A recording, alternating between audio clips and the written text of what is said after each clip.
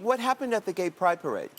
Well, it's my first interaction with the LGBTQ+ community. And this is in Oklahoma City? Mm-hmm. We stood with our son, my husband and I, stood with Parker and his friends at the Oklahoma City Pride Parade, which is not far from where we live.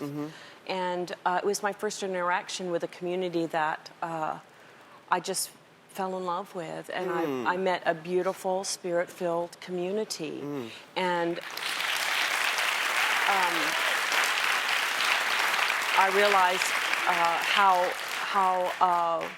how sheltered I had not only kept my own learning or education about the history of human sexuality, science and evidence and testimonies from LGBTQ+ Christians, but I needed to hear from someone who shared my faith that it's all right to search the matter out, and when you do, you get educated, and so I'm accountable to those things, and so now I'm advocating, listen, I thought if there was a time that my son was going to hell, then I fought for him like my hair was on fire. And through getting educated, I'm fighting for my son and friends like my hair is on fire because I'm accountable to what's been happening. Oh, that is so fabulous. Now, tell me about the Free Hugs movement. You started the Free Hugs movement. What is that about? Well, in 2014, we stood at the Pride Parade with Parker, and in 2015, I made a homemade button that said Free Mom Hugs. And I went to the Pride Festival, and with anyone who made eye contact with me, I would say, could I offer you a free mom hug or a high five? And because not everybody's a hugger, see?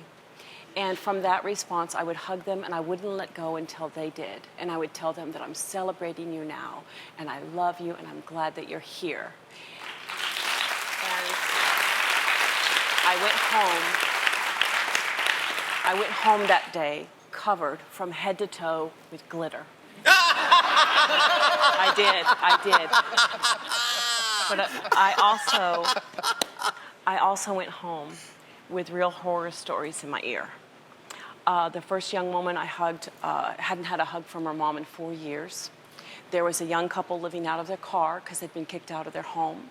And so some moms, dads, friends, and allies, we got together and started taking up collections and offering gas cards, food cards, Target gift cards for basic needs, just trying to be a loving presence in the lives of those who've been alienated from their families. And is there an organization that if people want to send donations to this place, is there a website? There certainly is. It's freemomhugs.org.